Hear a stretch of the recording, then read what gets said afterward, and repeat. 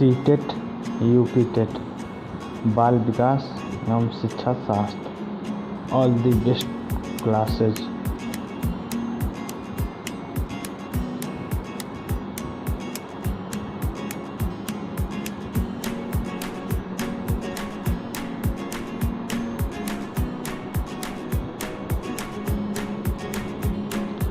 Robert गेने कहाँ के वैज्ञानिक थे? रॉबर्ट गेने अमेरिका के वैज्ञानिक थे। रॉबर्ट गेने ने बालकों के विकास को ध्यान में रखते हुए अध्ययन की प्रक्रिया को कितने भागों में बांटा था?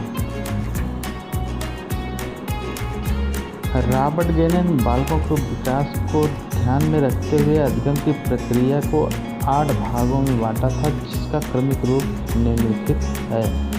नंबर 1 संकेत अधिगम, नंबर 2 उद्दीपक अधिगम, नंबर 3 श्रृंखला अधिगम, नंबर 4 शाब्दिक अधिगम, नंबर 5 बहुविभेदन अधिगम, नंबर 6 प्रत्यय अधिगम, नंबर 7 सिद्धांत अधिगम, नंबर 8 समस्या समाधान अधिगम।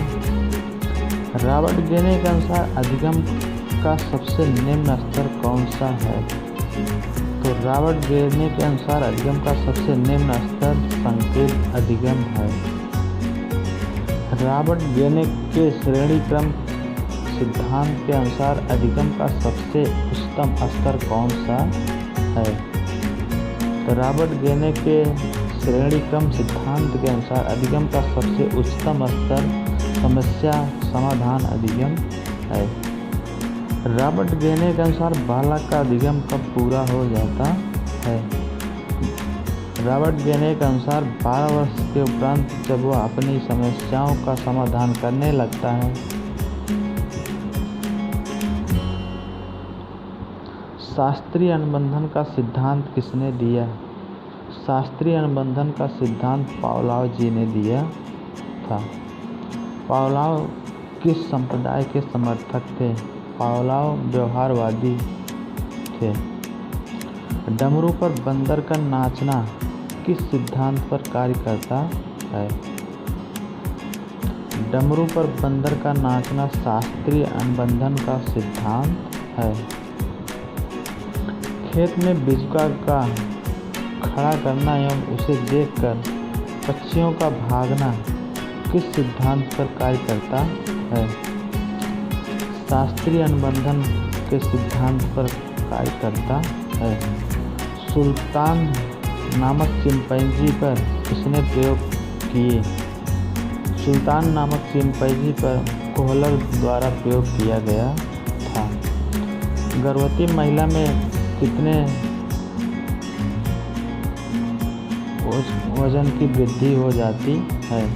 10 से 12 किलोग्राम की वृद्धि हो जाती है। मनुष्य की प्रजाति का नाम है होमो सेपियंस। पिंड अवस्था का समय है। पिंड अवस्था का समय 2 सप्ताह से 8 सप्ताह लगभग होता है। डिंब अवस्था का समय है 14 दिन। जन्म के समय बालक का औसतन वजन होता है। जन्म के समय बालक का औसतन वजन 2 किलो 700 ग्राम होता है। जन्म के समय बालक का वजन होता है 7 पाउंड। शिक्षा मनोविज्ञान की उत्पत्ति मानी जाती है। शिक्षा मनोविज्ञान की उत्पत्ति 1900 ईस्वी में मानी जाती है। मनोविज्ञान को एक विषय के रूप में निश्चित आधार देने का श्रेय जाता है। मनोविज्ञान को एक विषय के रूप में निश्चित आधार देने का श्रेय विलियम जेम्स को जाता है। मनोविज्ञान शब्द का प्रयोग करने वाला प्रथम व्यक्ति है। मनोविज्ञान शब्द का प्रयोग करने वाला प्रथम व्यक्ति रुडोल्फ थे। प्राचीन काल में मनोविज्ञान का अर्थ था आत्मा का विज्ञान। समाजीकरण की प्रक्रिया में कितने चरण होते हैं? समाजीकरण की प्रक्रिया में 3 चरण होते हैं। नंबर 1 समाज के नियमों को सिखाना, समाज के नियमों के अनुरूप व्यवहार करना, सामाजिक आवृत्तियों का विकास करना। शिशु के मस्तिष्क का वजन कितना होता है? शिशु के मस्तिष्क का वजन 350 ग्राम होता है। स्वस्थ मनुष्य के मस्तिष्क का वजन कितना होता है? स्वस्थ मनुष्य के मस्तिष्क का वजन 1400 ग्राम होता है। 6 माह में बालक का वजन लगभग कितना हो जाता है? 6 माह में बालक का वजन जन्म के समय के वजन का 2 गुना हो जाता है। 1 वर्ष में बालक का वजन कितना हो जाता है? 1 वर्ष में बालक का वजन जन्म के समय के वजन का 3 गुना हो जाता है। जन्म के समय किसकी लंबाई अधिक होती है? जन्म के समय लड़कों की लंबाई लड़कियों की लंबाई की तुलना अधिक होती है। जन्म के समय बालक एवं बालिका की लंबाई लगभग कितनी होती है? जन्म के समय बालक की लंबाई लगभग 20 इंच तथा बालिका की लंबाई लगभग 19.5 इंच होती है। मानव के अस्थायी दांत, जिसे दूध के दांत भी कहते हैं, कितने होते हैं? मानव के अस्थायी दांत 20 होते हैं। मानव के अस्थायी दांत कितने होते हैं?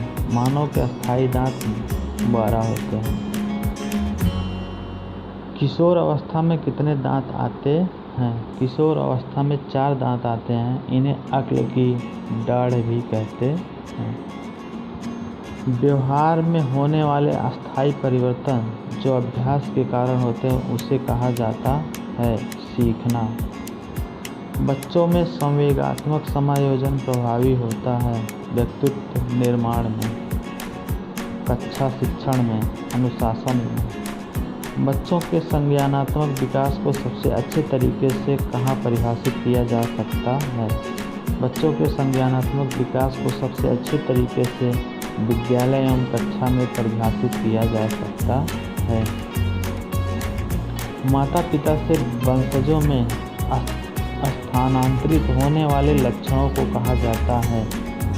माता पिता से वंशजों में स्थानांतरित होने वाले लक्षणों को आनुवांशिकता कहा जाता है।